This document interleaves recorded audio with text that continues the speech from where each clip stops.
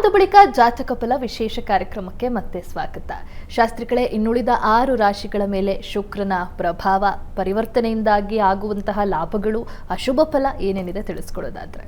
ಇನ್ನು ತುಲಾರಾಶಿಯವರಿಗೆ ನಿಮ್ಮ ರಾಶ್ಯಾಧಿಪತಿ ಶುಕ್ರ ಆತ ಸಪ್ತಮಕ್ಕೆ ಬರ್ತಾ ಇದ್ದೇನೆ. ಸಂಗಾತಿಯ ಸಹಕಾರ ಉಂಟಾಗುತ್ತೆ, ವಿವಾಹಾದಿ ಸೌಖ್ಯಗಳು, ವಿವಾಹಾದಿ ಮಂಗಳ ಫಲಗಳು ಉಂಟಾಗುವ ಸಾಧ್ಯತೆಯನ್ನು ಸೂಚಿಸ್ತಾ ಇದೆ.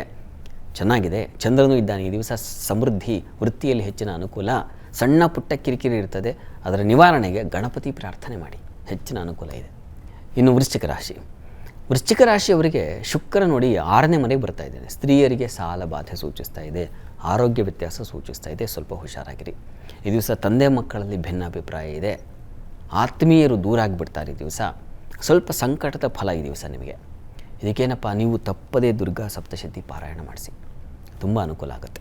ಧನುಸ್ಸು ರಾಶಿಯವರಿಗೆ ನೋಡಿ, ನಿಮ್ಮ ರಾಶಿಯಿಂದ ಶುಕ್ರ ಪಂಚಮಕ್ಕೆ ಹೋಗ್ತಾ ಇದ್ದಾನೆ.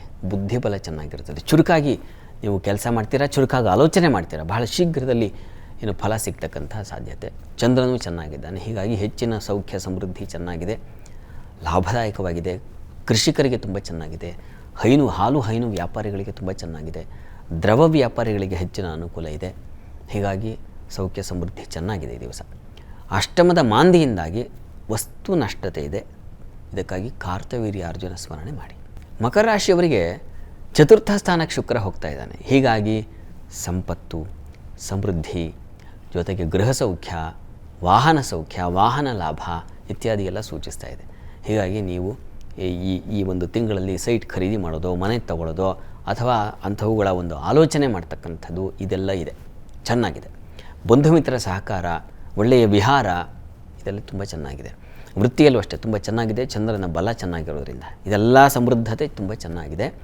ಈ ದಿವಸದ ಮಟ್ಟಿಗೆ ದಾಂಪತ್ಯದಲ್ಲಿ ಮನಸ್ತಾಪ ಬರುತ್ತೆ, ಸಂಗಾತಿಯ ವಿಚಾರದಲ್ಲಿ ಮನಸ್ಸಿಗೆ ಬೇಸರ ಉಂಟಾಗೋ ಸಾಧ್ಯತೆ ಇದೆ. ಶಿವಶಕ್ತಿಯರ ಆರಾಧನೆ ಮಾಡಿ. ಇನ್ನು ಕುಂಭರಾಶಿಯವರಿಗೆ ಶುಕ್ರ ತೃತೀಯಕ್ಕೆ ಹೋಗ್ತಾ ಇದ್ದಾನೆ. ಹೀಗಾಗಿ ಸ್ತ್ರೀಯರಿಗೆ ಆಗಂತುಕ ಸಮಸ್ಯೆಗಳು ಎದುರಾಗುತ್ತೆ, ಆತಂಕಗಳನ್ನು ಎದುರಿಸಬೇಕಾಗತ್ತೆ, ಸ್ವಲ್ಪ ಭಯದ ವಾತಾವರಣ ಇರ್ತದೆ. ಈ ದಿವಸ ಸಾಲಬಾಧೆ ಸೂಚಿಸ್ತಾ ಇದೆ. ಹೀಗಾಗಿ ಸ್ವಲ್ಪ ಈ ದಿವಸ ನಿಮಗೆ ಅನಾನುಕೂಲ ಇದೆ, ಹೆಚ್ಚಾಗಿ ಮಾತು ಕಠಿಣವಾಗುತ್ತೆ, ಹಣ ಕಳ್ಕೊಳ್ತೀರಾ ಇತ್ಯಾದಿ ಸಮಸ್ಯೆಗಳೇ ಇದ್ದಾವೆ. ಇದಕ್ಕೆ ಪ್ರಾರ್ಥನೆಗೆ ಲಲಿತಾ ಸಹಸ್ರನಾಮ ಹೇಳಿಕೊಂಡ್ರೆ ಬಹಳ ಒಳ್ಳೆಯದು.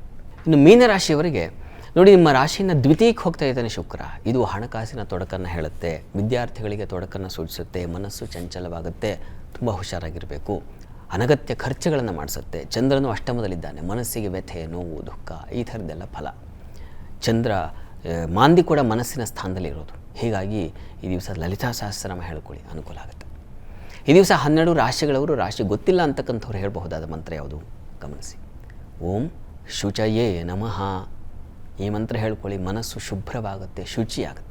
ಶಾಸ್ತ್ರಿಗಳೇ, ಈ ದಿನದ ಪಂಚಾಂಗದ ವಿಶೇಷತೆ ಜೊತೆಗೆ ಶುಕ್ರನ ಪರಿವರ್ತನೆಯ ಫಲಗಳನ್ನು ತಿಳಿಸ್ಕೊಟ್ರಿ. ರಾಶಿಗಳ ಮೇಲೆ ಯಾವ ರೀತಿ ಪ್ರಭಾವವನ್ನು ಶುಕ್ರ ಬೀರ್ತಾನೆ, ಒಂದಿಷ್ಟು ಅಶುಭ ಫಲ ಇದ್ದಾಗ ಯಾವ ರೀತಿ ಪರಿಹಾರಗಳನ್ನು ಕಂಡ್ಕೋಬೇಕಾಗತ್ತೆ, ಶುಭ ಫಲಗಳು ಕೂಡ ಇದೆ, ಅಂಥವರು ಯಾವ ದೇವರ ಒಂದು ಆರಾಧನೆಯನ್ನು, ಶುಭ ಫಲಗಳನ್ನು ಇಟ್ಕೋಬೇಕು ಅಂದರೆ ಆರಾಧನೆ ಮಾಡಬೇಕು ಅನ್ನೋದನ್ನು ಕೂಡ ತಿಳಿಸ್ಕೊಟ್ರಿ. ಧನ್ಯವಾದಗಳು ಶಾಸ್ತ್ರಿಗಳೇ.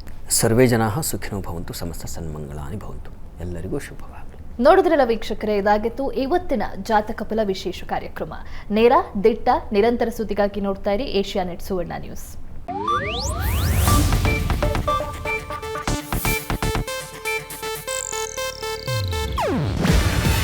ಇದು ಏಷ್ಯಾನೆಟ್ ನ್ಯೂಸ್ ನೆಟ್ವರ್ಕ್ ಪ್ರಸ್ತುತಿ.